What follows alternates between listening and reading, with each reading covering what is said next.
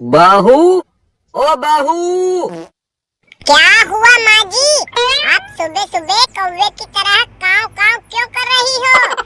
अरे कुंभकर्ण, सुबह के 8:30 बज गए हैं और तू अभी तक सो रही है। तो क्या हुआ माँ जी? आप तो जानती है ना, हम रात को लेट सोए थे, इसलिए कम से कम 10 बजने से पहले नहीं उठेंगे। तो क्या हुआ? मैंने थोड़ी बोला था कि तुम रात भर जागो और सुबह दोपहर तक बिस्तर पे पड़े रहो।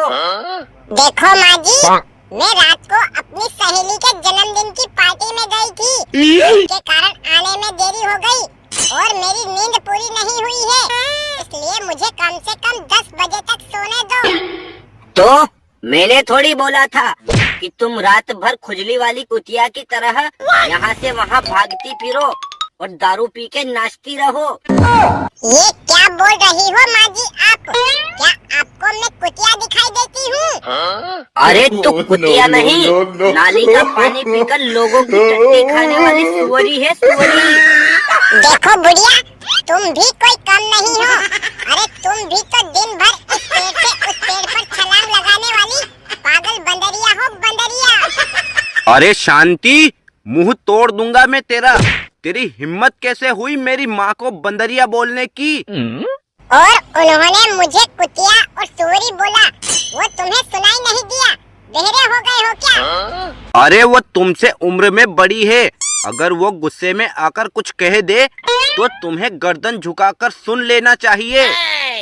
वो मुझसे उम्र में बड़ी है तो इसका मतलब ये नहीं कि वो अपने मुंह से कुछ भी बोलती रहे और मैं चुपचाप सुनती रहूं। अरे मुझे भी ईंट का जवाब पत्थर से देना आता है। देख बदतमीज लड़की, तू अपनी जबान पर लगाम लगा ले, वरना मैं तेरा मुंह तोड़ दूंगी।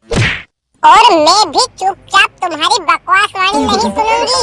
ज्यादा बोलोगे तो यहीं पर गला दबा के तुम्हारा राम नाम सत्य कर दूंगी। कितना रहेगा बाल, ना बजेगी बांसुरी। बहू, ओ बहू, क्या कर रही हो? कुछ नहीं माँ जी, खाना बना रही हूँ। अरे बहू, तू जानती है ना, आज शर्मा जी के लोंडे की शादी है और हम सभी लोगों का खाना पीना वहीं पर होगा। तो ये बात थोड़ी देर पहले बता देते, आपकी जबान थोड़ी घिस जाती।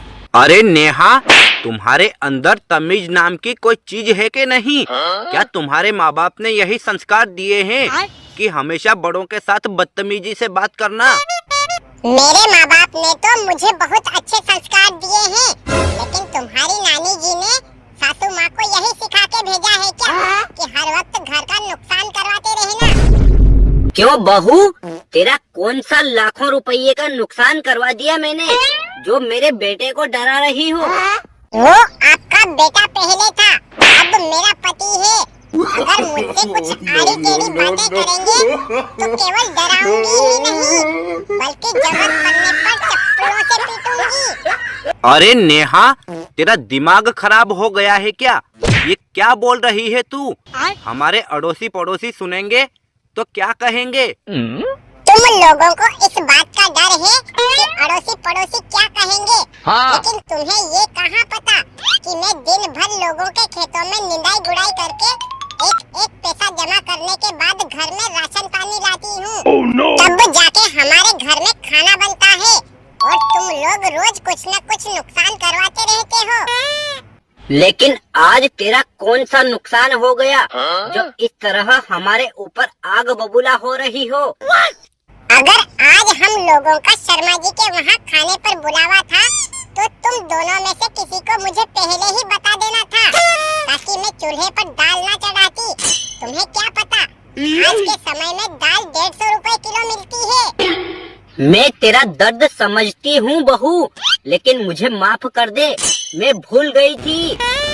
कोई बात नहीं माँ जी, अगर आप भूल गई थी तो आपके बेटे को ही मुझे बता देना चाहिए था, ताकि हमारा ये नुकसान तो नहीं होता। मुझे माफ कर दे यार, आज मैं बिना बीड़ी के ही लेटरिन में चला गया था। दूसरी टट्टी तक नहीं आ रही थी। वो तो अच्छा हुआ वक्त पर तीनटा मिल गया, उसी से खोद खोद के निकाली है। आपको बिना बीड़ी के टट्टी नहीं आती? आपको बिना दारू के नींद नहीं आती? ठीक है, कोई बात नहीं, आज मैं भी अपने मायके चली जाऊंगी, फिर मैं भी देखती हूँ आपको बिना लुगाई के कैसे नींद आएगी। मुझे माफ कर दे यार, लेकिन इस तरह कड़ाके की ठंड में अकेला छोड़ के मत जा।